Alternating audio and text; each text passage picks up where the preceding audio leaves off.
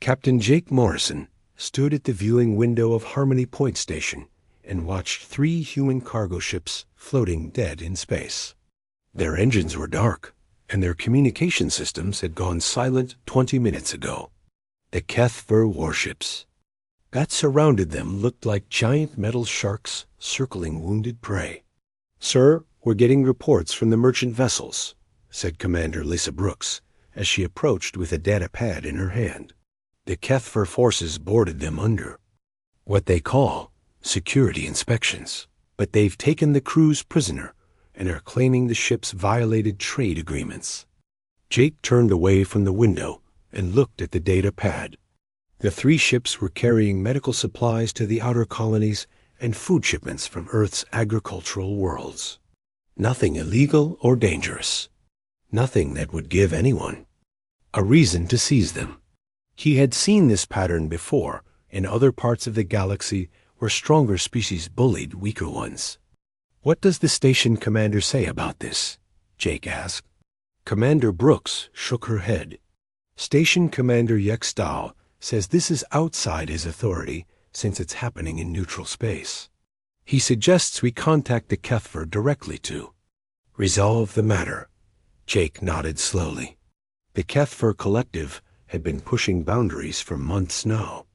They had been stopping human ships for random inspections, demanding tribute payments for safe passage through systems they didn't even control, and making aggressive territorial claims near human colonies.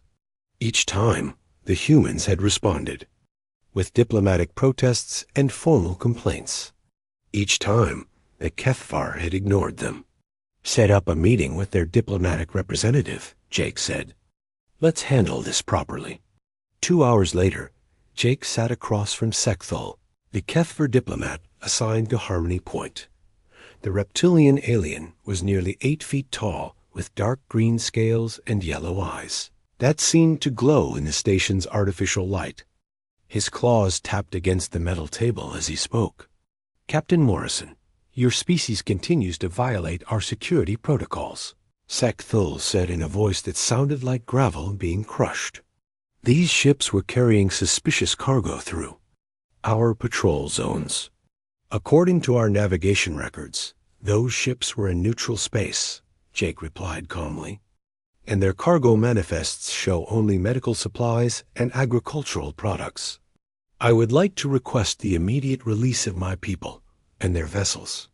Sekthal laughed, a sound like a snake hissing. "Your people? Captain, you speak as if you have some authority here. The HFY collective maintains security for this entire sector. Your soft species hides behind words, while real warriors ensure galactic peace." Commander Brooks shifted in her seat, but Jake remained perfectly still. His voice stayed level and polite. "I understand your concerns about security, but taking civilian cargo ships and imprisoning their crews is not an acceptable solution. Perhaps we can find a compromise that addresses your security needs while respecting interstellar law." "Interstellar law?" Sekthal's eyes narrowed. "Captain, the law is what the strong make it. Your species has grown fat and lazy behind your diplomatic protests and trade agreements. You file complaints with councils that have no power while real species take action." Jake nodded as if considering this point seriously. "I see your perspective. However, I must formally request that you release the human vessels and their crews immediately. I'm prepared to guarantee that all future human ships will follow whatever inspection protocols you require." "You guarantee?" Sekthal stood up suddenly, his full height making him tower over the seated humans. "Captain Morrison, you are in no position to guarantee anything. Your 3 ships now belong to the HFY collective as payment for the security violations. Their crews will be questioned and then assigned to work details on our mining worlds." The silence in the room stretched for several seconds. Jake looked at his hands folded on the table and back up at the towering alien. "I'm afraid I cannot accept those terms. I must insist that you reconsider." "Insist?" Sekthal laughed again. "Human, you insist on nothing. Your species are prey animals who have forgotten their place in the natural order. The Kethver will remind you. Jake stood up slowly and smoothed down his uniform. Thank you for your time, Ambassador Sekthal. I will be filing a formal complaint with the Galactic Trade Commission and requesting immediate arbitration of this matter. File whatever complaints you wish, Sekthal said, waving a clawed hand dismissively. The Kethver do not answer to bureaucrats and paper pushers. Perhaps when your species learns to show proper respect, we can discuss the return of your people. Jake and Lisa left the meeting room and walked back toward their ship docking port. Lisa waited until they were alone before speaking. Sir, are we really just going to file complaints while those crews are being taken to mining worlds? She asked. We're going to follow proper diplomatic channels, Jake said quietly. But Lisa, make sure Chief Engineer Walsh documents everything about this incident. Every detail, every word that was said, every ship position and crew manifest. Yes, sir, but why? Jake stopped walking and looked back toward the Kethver section of the station. Because Danny Walsh is very good at documentation. And because proper diplomatic channels include making sure everyone understands exactly what happened here. Meanwhile, in a chamber deep within Harmony Point Station, an ancient being named Velton received the reports from his network of observers. The elder had lived for over 1,000 years and had seen many species rise and fall in the galaxy. His kind had survived so long because they understood patterns that younger species missed. Veltan read the transcript of the meeting between Captain Morrison and Ambassador Sekthal 3 times. Each reading made him more concerned. He had been alive during the last time a species had made this particular mistake with humans. That species no longer existed. He activated his emergency communication system and sent an urgent message to the Elder High Council on Zephyria Prime. The message was brief but clear. The Kethver have begun hostilities against human civilians. Recommend immediate intervention before escalation reaches critical threshold. Within hours, emergency sessions were being called on worlds throughout Elder space. The oldest civilizations in the galaxy were waking up to a situation they had hoped never to see again. Some of the younger Elder Council members questioned why such concern was being shown for what appeared to be a minor diplomatic incident between 2 lesser species. Counselor Veltarn's response was always the same, because the humans have not responded yet. 3 weeks after the Harmony Point incident, the situation had grown much worse. Karen Hughes stood on the observation deck of New Montana Colony and watched Kethver warships patrol the space around her world. The blocky alien vessels moved in slow circles like vultures, waiting for something to die. Ma'am, we've got another supply convoy being turned away at the system boundary, reported Colony Security Chief Tony Martinez as he joined her at the window. That's the 4th one this week. The Kethvar are claiming we're a security risk to shipping lanes. Karen nodded without taking her eyes off the alien ships. New Montana was home to nearly 2 million human colonists who depended on regular supply runs from Earth and the inner worlds. The Kethver blockade was slowly strangling them. What about the diplomatic protests we filed? She asked. Still being processed through the Galactic Trade Commission, Tony replied. Could take months for a hearing. Meanwhile, we're running low on medical supplies and replacement parts for our atmospheric processors. Karen had been colony supervisor for 8 years and had dealt with her share of problems. Asteroid impacts, equipment failures, even pirate raids. But this was different. The Kethver weren't interested in negotiation or compromise. They wanted to demonstrate their power. Send another message to Earth, she said. Tell them we need immediate assistance, or we're looking at a humanitarian crisis within 2 months. On Earth, President Alan Carter sat in the Oval Office, reading reports from human colonies throughout the outer sectors. The pattern was clear and disturbing. The Kethver had expanded their aggression beyond simple ship seizures to systematic harassment of human civilian populations. "Mr. President, Admiral Grant is here for your briefing," announced his secretary.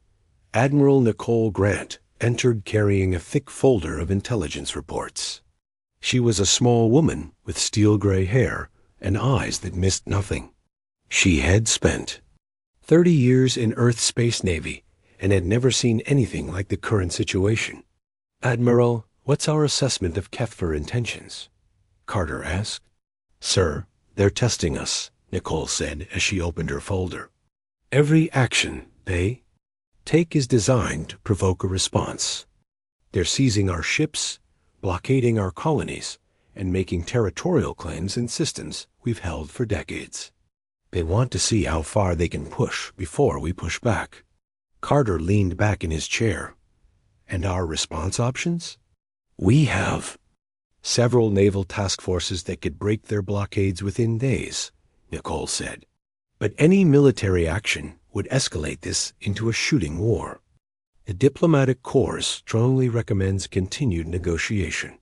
"What does General Davis think?" Nicole hesitated.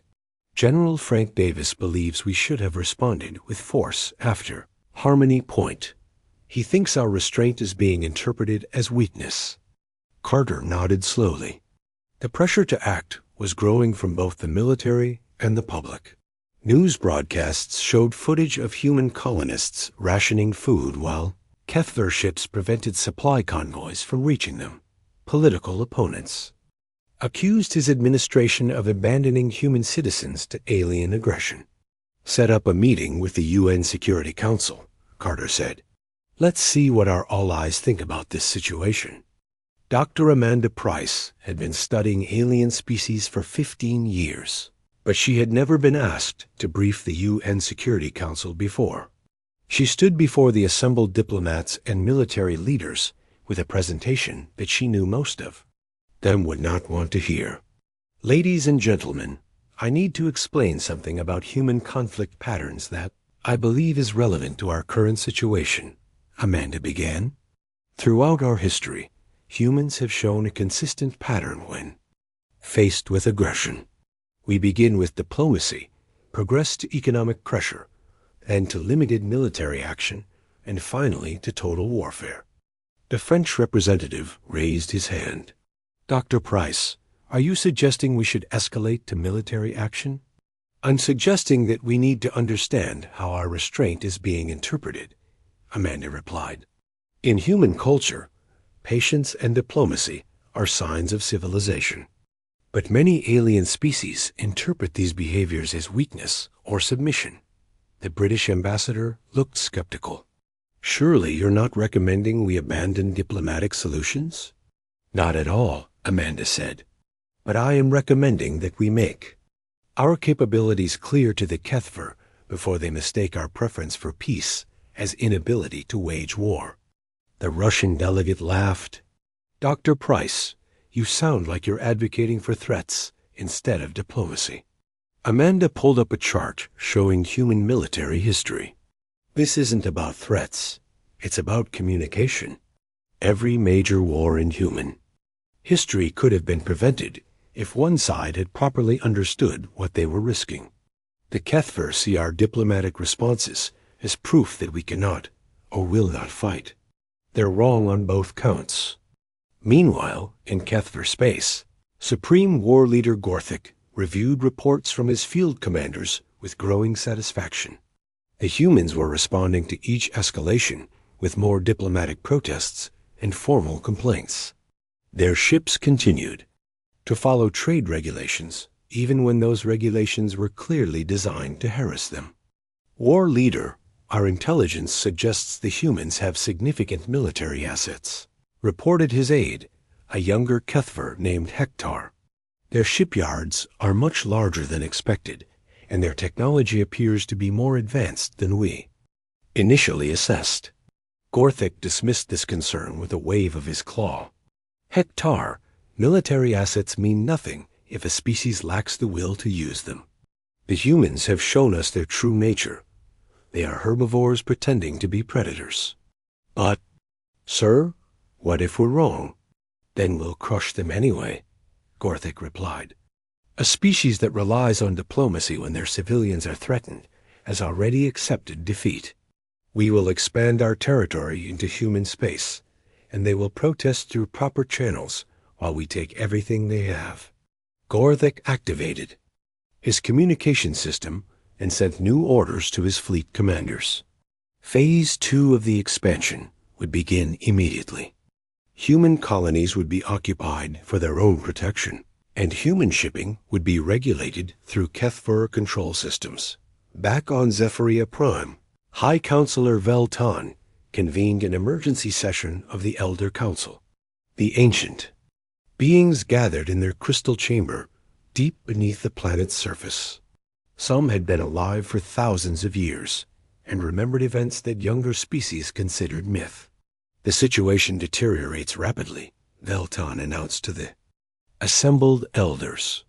Kethver forces are preparing to occupy human civilian populations. Our projections suggest the humans will be forced to respond within days. Why should this concern us? Asked Counselor Mordun, a relatively young elder at only 500 years old. These are primitive species fighting over territory. Let them exhaust themselves, and we will deal with whatever remains. Veltan activated a holographic display showing historical records. Because, young counselor, the last species to make this mistake with human ancestors was the Zerathi Empire. They controlled 40 star systems and commanded fleets that dominated this sector of the galaxy. What happened to them? Morden asked. They no longer exist, Veltan replied simply. The humans removed them so completely that most species have forgotten they ever existed.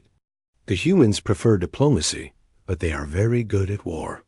The council chamber fell silent as the implications sank in. The elders had survived countless galactic conflicts by understanding the true nature of the species around them.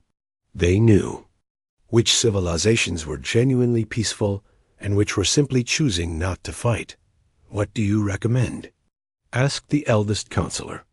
We prepare for the aftermath, Veltan said, and we make it very clear to our client species that they are not to interfere in what is about to happen.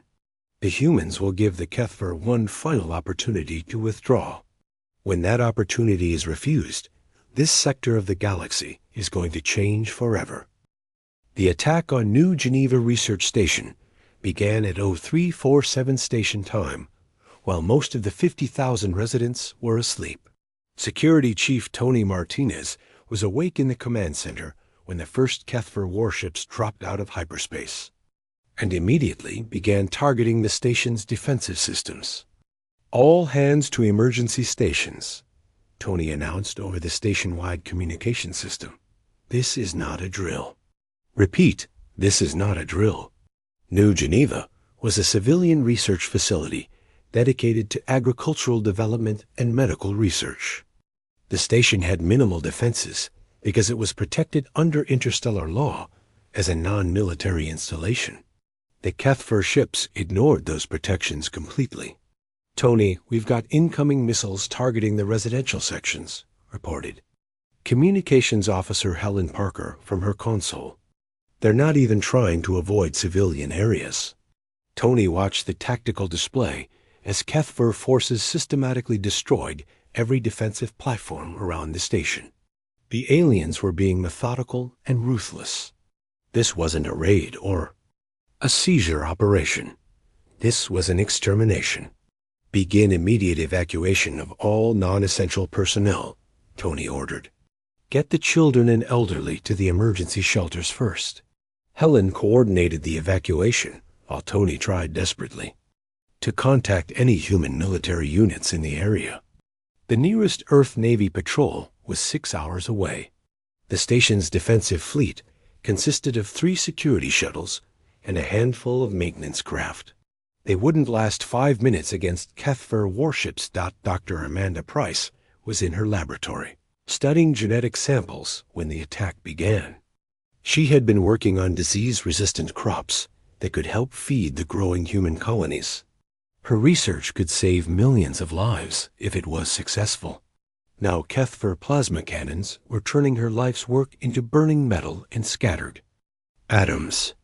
"Dr. Price, we need to evacuate this section immediately," called Security Officer Danny Walsh as he burst into her lab. "The hull breach in Section 7 is spreading, and we're losing atmospheric pressure." Amanda grabbed her most important data cores and followed Danny toward the emergency evacuation routes. Behind them, explosions rocked the station as Kethvar forces continued their systematic destruction. The evacuation proceeded as quickly as possible under the circumstances, but the Kethvar weren't giving them time. When civilian transport ships tried to leave the station, Kethvar fighters intercepted them. Some of the transports made it to safety. Others were destroyed while carrying families trying to escape. Captain Jake Morrison received the distress signal from New Geneva while his ship was 3 systems away. He immediately ordered maximum speed toward the research station, but he knew they would arrive too late to help with the defense. By the time the human ships reached New Geneva, the battle would be over. "Sir, we're receiving a live transmission from the station," reported Commander Lisa Brooks. "The Kethvar are broadcasting the attack across multiple frequencies." Jake watched in horror as the transmission showed Kethvar soldiers executing human civilians who had surrendered. Scientists who had devoted their lives to peaceful research were being shot down in corridors while trying to reach evacuation points. Children were crying over the bodies of their parents, while alien soldiers laughed. "They want us to see this." Jake realized they're sending a message to every human in the galaxy. The final transmission from New Geneva showed War Leader Gorthik himself standing in the station's command center. Behind him, human prisoners were forced to kneel while Kethvar soldiers held weapons to their heads. "Humans of Earth and your pathetic colonies," Gorthik spoke directly into the camera, "your age of weakness ends today. Your species will serve the Kethvar Collective, or you will share the fate of these criminals who dared to resist our authority."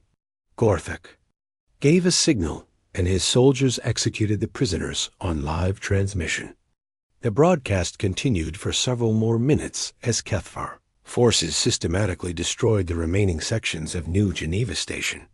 On Earth, President Carter watched the transmission with his entire cabinet. The room was completely silent as the images of murdered civilians filled the screens. When the broadcast ended, Carter sat quietly for several minutes before speaking. "Admiral Grant, I need to know our military readiness status within the hour," he said finally. "General Davis, begin mobilization of all reserve forces." "Dr. Price, I want a complete assessment of Kethvar military capabilities on my desk by tomorrow morning." "Mr. President, are we abandoning diplomatic solutions?" asked Secretary of State William Hayes. Carter looked at the now dark screen where the execution of human civilians had been broadcast to the galaxy. "We're going to give them one final chance to withdraw from human space and surrender those responsible for this massacre. One chance. And if they refuse, then we're going to show the galaxy why humans prefer diplomacy." The final diplomatic message from Earth was delivered to Supreme War Leader Gorthik exactly 24 hours after the New Geneva massacre. The message was brief and delivered by Captain Morrison himself during a formal communication session. "War Leader Gorthik, I am authorized by the government of Earth to deliver the following ultimatum," Jake said, his voice perfectly calm and professional. "You have one standard day to withdraw all Kethvar forces from human territory and surrender those individuals responsible for the attack on New Geneva Research Station for trial under interstellar law. This is not a negotiation." Gorthik laughed, the same harsh sound that had become familiar to human ears over the past months. "Captain Morrison, your species continues to amuse me. You threaten the Kethvar Collective while your civilians burn in space. You demand the surrender of our warriors while your own military hides behind diplomatic protests. I am delivering a formal ultimatum from my government, Jake repeated. You have 24 hours to comply. Let me respond to your ultimatum with actions instead of words, Gorthik said. He gestured to someone off camera, and moments later, 3 human prisoners were brought into view. Jake recognized them as crew members from merchant ships seized weeks ago. These criminals will be executed in 12 hours as an example to your species, Gorthik announced. If Earth wishes to negotiate for their lives, you will formally surrender your territorial claims and accept Kethver authority over human space. Jake remained perfectly calm throughout this exchange. War leader, you have 23 hours and 47 minutes to comply with Earth's ultimatum. I strongly recommend you consider our proposal carefully. Your proposal? Gorthik roared. Human, you are in no position to make proposals. Your species are prey animals who have forgotten their place in the natural order. 23 hours and 46 minutes, Jake said quietly, then closed the communication channel. Across human space, Admiral Nicole Grant activated Operation Silent Thunder, a contingency plan that had been years in the making. Hidden shipyards throughout the outer systems received coded transmissions and began revealing assets that most of the galaxy didn't know existed. The 24-hour countdown had begun, but the Kethver had no idea what they had unleashed. Earth had been preparing for this moment since the first diplomatic incident at Harmony Point. Every seized ship, every blocked supply convoy, every threatened colony had been carefully documented and analyzed. High Counselor Velton watched the countdown from his chambers on Zephyria Prime. The ancient elder had lived through enough wars to recognize the moment when diplomacy ended and something much more dangerous began. He sent final warnings to every elder client species, instructing them to evacuate any territory near human or Kethver space. The humans had been pushed past politeness, and the galaxy was about to remember why that was a very bad idea. The 24-hour deadline expired at exactly 0347 Earth Standard Time, the same moment when the attack on New Geneva had begun 1 day earlier. Admiral Nicole Grant stood on the bridge of the dreadnought Liberty and watched as Captain Steve Rogers initiated the first phase of Operation Silent Thunder. All units report ready for immediate deployment, Steve announced to the fleet. Navigation has confirmed Kethvar positions throughout human space. We are authorized to engage all hostile forces with extreme prejudice. The human response began with a precision that shocked every military analyst in the galaxy. Hidden shipyards that had been disguised as asteroid mining operations suddenly revealed themselves to be massive military construction facilities. Ships emerged from concealed positions throughout human space, vessels that dwarfed anything the Kethvar had expected to face. Admiral, we have confirmation that the Kethvar executed the human prisoners 1 hour ago, reported Communications Officer Danny Walsh.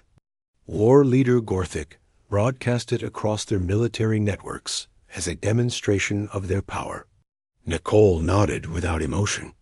The execution of prisoners had been expected once the deadline passed. The Kethver had proven they would show no mercy to human civilians or prisoners.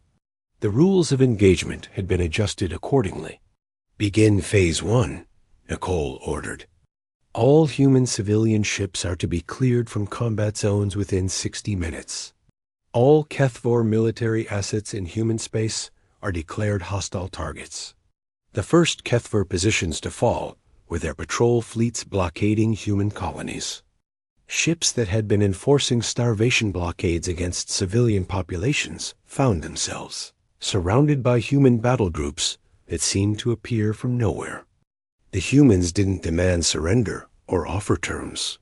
They simply eliminated every Kethver military presence in human space within the first 6 hours. Karen Hughes stood on New Montana Colony and watched the liberation of her world through the colony's telescopes. The Kethver ships that had been slowly strangling her people for weeks were systematically destroyed by human forces that moved with terrifying efficiency. Mom, the human fleet commander is requesting permission to land. Medical supplies and emergency equipment, reported Security Chief Tony Martinez. They're offering immediate humanitarian assistance. Granted, Karen replied, still watching the space battle. Tony, have you ever seen anything like this? No, ma'am, Tony said quietly. The humans aren't just winning. They're making it look easy. The true shock for the Kethvar came when they realized that human politeness had actually been intelligence gathering. Every diplomatic meeting, every trade negotiation, every cultural exchange had been used to map Kethvar military capabilities. And strategic positions. Captain Jake Morrison led the assault on the Kethvar fortress system of Karak Prime. His battle group included ships that had been hidden in deep space for months, waiting for this moment. Navigator Rick Campbell had prepared detailed maps of every Kethvar defensive position based on data gathered during supposedly peaceful diplomatic visits. Sir, we have complete tactical data on their orbital platforms, Rick reported. Doctor, Amanda Price's research teams documented their technology levels and defensive capabilities during the cultural exchange programs they requested last year. Jake smiled grimly. The Kethvar had demanded access to human research and culture as part of their diplomatic requirements. They had assumed the humans were too trusting to realize they were being studied in return. Begin the assault, Jake ordered. Target their military installations first, but avoid civilian areas. We're here to end their capacity for aggression, not to commit genocide. The battle for Karak Prime demonstrated the fundamental difference between human and Kethvar approaches to warfare. The Kethvar fought with rage and aggression, throwing their forces against human positions in direct assaults. The humans fought with cold precision, using intelligence and coordination to make victory inevitable while minimizing their own casualties. Colonel Beth Mitchell commanded the ground assault forces that captured Kethvar military installations. Her troops demonstrated tactical innovations that left military observers speechless. Instead of matching Kethvar aggression with human aggression, they used superior planning and technology to make resistance pointless. Colonel, we've secured the primary command center, reported Sergeant Danny Walsh over the tactical network. Kethvar commanders are requesting terms for surrender. Tell them to contact Admiral Grant for surrender protocols, Beth replied. Our job is to secure military assets, not negotiate treaties. The speed of human victory became clear within 72 hours. Every Kethvar military base in human space had been captured or destroyed. Every Kethvar fleet that had threatened human colonies was either captured or eliminated. The systematic blockades that had been strangling human populations were broken completely, but the most terrifying realization for the Kethvar was that the humans had accomplished this victory while maintaining strict rules about civilian casualties. Unlike other species that fought in rage, humans fought with moral clarity. They destroyed military targets while protecting civilian populations. Even Kethvar civilians. War leader Gorthik found himself trapped on his flagship as human forces surrounded the last Kethvar battle group. His communications officer reported that human ships were offering safe passage to any Kethvar vessel that surrendered immediately. They're offering us terms? Gorthik asked in disbelief. After what we did to their civilians? Yes, sir, the communications officer replied. Admiral Grant is personally guaranteeing safe treatment for all Kethvar military personnel who surrender without further resistance. Gorthik stared at the tactical display showing human ships surrounding his fleet. He had expected the humans to respond with the same brutality that the Kethvar had shown. Instead, they were offering mercy to the same forces that had murdered human civilians. How many of our ships have surrendered? He asked. 80% of our remaining fleet, sir. The humans are treating prisoners well and providing medical care for wounded personnel. The psychological impact of human mercy was devastating to Keth-4 morale. They had been taught that prey species would respond to aggression with either submission or desperate violence. The humans had responded with overwhelming force, combined with strict adherence to ethical warfare principles. High Counselor Veltan monitored the conflict from Zephoria, prime with growing respect for human military capabilities. The Ancient Elder had seen many wars, but he had never seen a species wage total war while maintaining moral superiority over their enemies. The young species never understand, Veltan explained to his aide. They see human diplomacy and assume weakness. They see human restraint and assume inability. They mistake civilization for submission. What makes humans different? The aide asked. They choose their battles, Veltan replied. Most species fight when they're angry. Humans fight when they've decided fighting is necessary. That makes them far more dangerous than species that simply react with violence. Dr. Amanda Price analyzed Keth-4 psychological profiles from her position aboard Admiral Grant's flagship. Her research had been crucial to understanding how the enemy would respond to different types of pressure. Admiral, the Keth-4 military structure is collapsing faster than we projected, Amanda reported. Their entire society was built around the concept of strength through aggression. When that aggression proved ineffective against us, their command structure couldn't adapt. Are they likely to surrender completely? Nicole asked. The military leadership will have no choice, Amanda replied. But we need to be prepared for the psychological impact this will have on their civilian population. They've never experienced total military defeat before. The final phase of Operation Silent Thunder began with the siege of the Keth-4 homeworld. Human forces surrounded the planet not to destroy it, but to demonstrate the complete collapse of Keth-4 military power. When Admiral Grant offered terms for total surrender, the response came within hours. The war that the Keth-4 had started to demonstrate their superiority ended with their complete subordination to human authority. The species that had mocked human weakness found themselves dependent on human mercy for survival. The galaxy watched in stunned silence as humans proved that their preference for peace had never been weakness, only choice. 6 months after the end of the Keth-4 War, Admiral Jake Morrison walked through the corridors of what had once been Supreme War Leader Gorthic's flagship. The massive vessel now served as a processing center for Keth-4 war crimes trials. And Jake was here to interview the former leader who had started the conflict. Gorthic sat in a comfortable cell that was larger and better furnished than the quarters many soldiers received on active duty. He had access to books, entertainment, and regular medical care.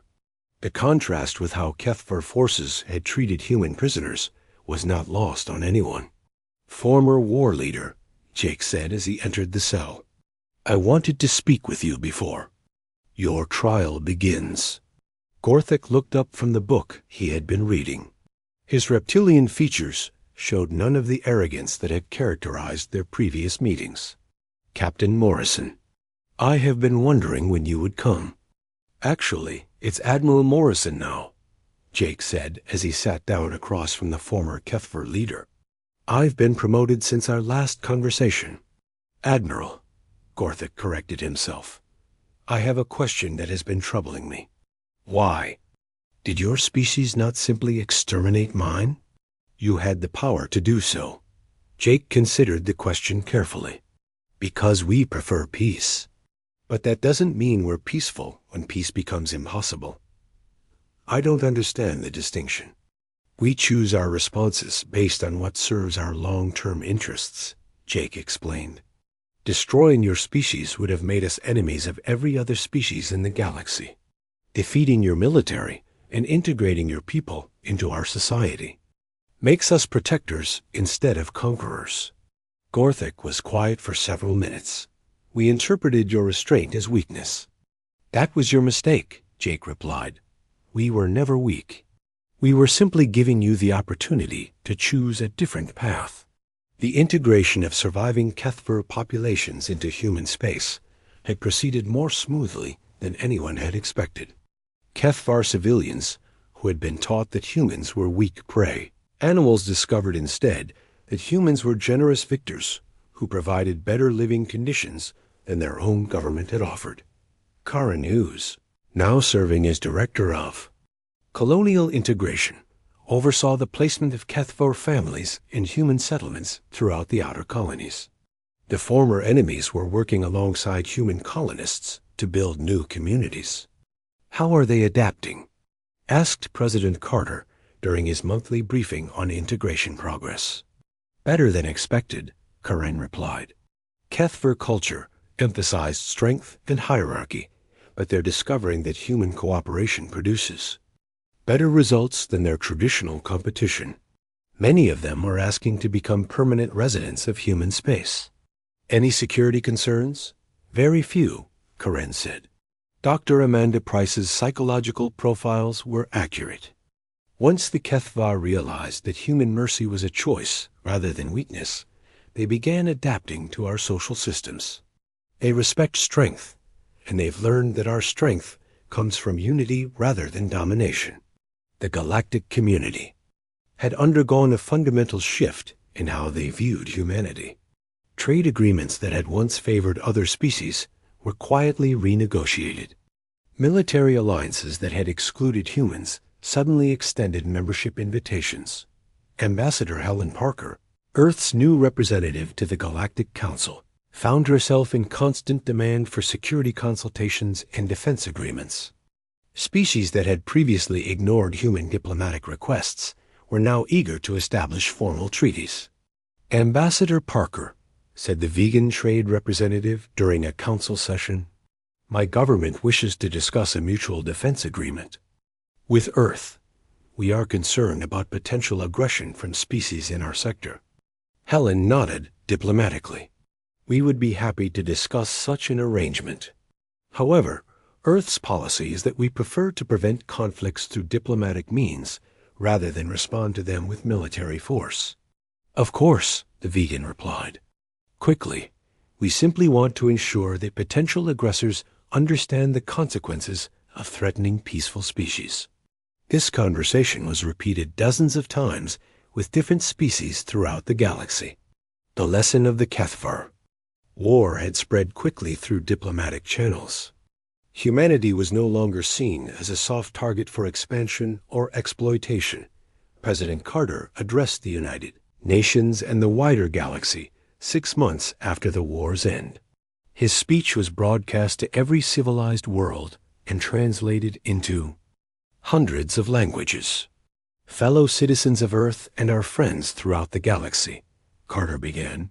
"6 months ago, we were forced to abandon our preferred methods of diplomacy and resort to military action. We did so only after every peaceful option had been exhausted and our civilian populations came under direct attack." He paused and looked directly into the camera. "I want to make clear to every species in the galaxy that our preference for peace remains unchanged. We will always choose diplomacy over conflict when possible. We will always prefer negotiation over violence.